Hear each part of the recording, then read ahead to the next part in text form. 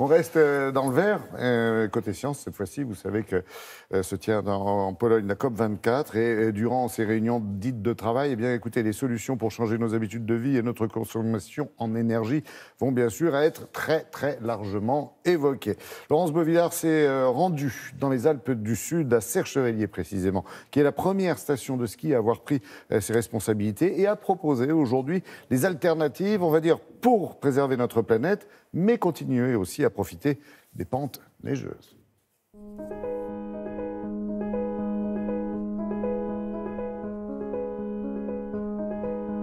Dans quelques semaines, les 64 remontées mécaniques de la station de Serre-Chevalier vont se mettre en route. Un moment très attendu car pour la première fois au monde, une station de ski va s'auto-alimenter grâce à des énergies renouvelables.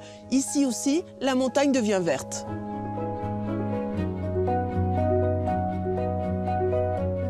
En fait, on a donc là, de là à là, dans la vallée, il y a 14 km.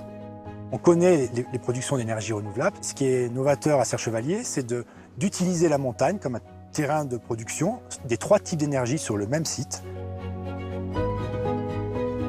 On a fait des études d'ensoleillement, et il y a bien plus d'heures d'ensoleillement en montagne qu'en plaine. C'est-à-dire qu'il y a une efficacité des panneaux solaires qui est bien supérieure à ce qu'on peut retrouver plus bas en altitude. Le photovoltaïque de Serre-Chevalier a pour particularité d'être monté sur des équipements existants et non pas sur des équipements rajoutés. En montagne, on ne peut pas installer n'importe quel type de panneau photovoltaïque. Donc il a fallu qu'on trouve une technologie innovante qui permette d'avoir des panneaux qui sont à la fois découpables pour s'adapter, qui sont légers pour ne pas surcharger la gare et qui sont souples pour ne pas retenir la neige. Et c'est ce qu'on a trouvé après beaucoup de recherches, c'est ce qui est installé juste derrière nous depuis quelques semaines et qui produit maintenant.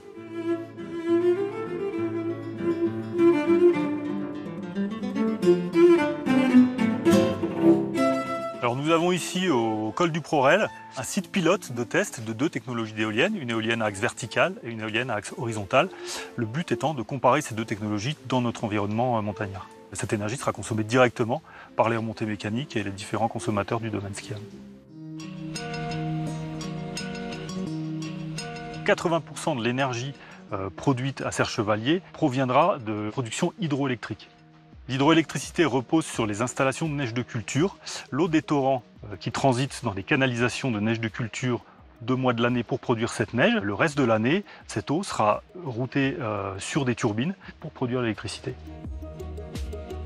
Le choix que nous avons fait de mettre délibérément sur un même site les 3 types d'énergie, ça nous permet de maximiser la consommation, mais ça nous oblige aussi à réfléchir et à utiliser des nouvelles technologies pour pouvoir consommer de manière intelligente cette énergie au fur et à mesure qu'elle est produite. C'est d'être capable de transporter l'électron qui est produit au col du Prorel, où nous sommes aujourd'hui, à la salle des machines de neige de culture qui est à 2 km d'ici, et ce en temps réel. Donc il y a une intelligence à mettre dans le système, et c'est ça qu'on va démontrer sur le domaine skiable de Serre-Chevalier. Le projet vient de débuter. D'ici quelques temps, la station devrait être capable de fournir 1/3 de ses besoins énergétiques grâce à des énergies renouvelables. Le but, c'est de valider un concept et de prouver qu'il est reproductible sur n'importe quelle autre station. Et ainsi, la station de Serre-Chevalier deviendrait l'ambassadrice de stations de sport d'hiver plus respectueuses de la nature.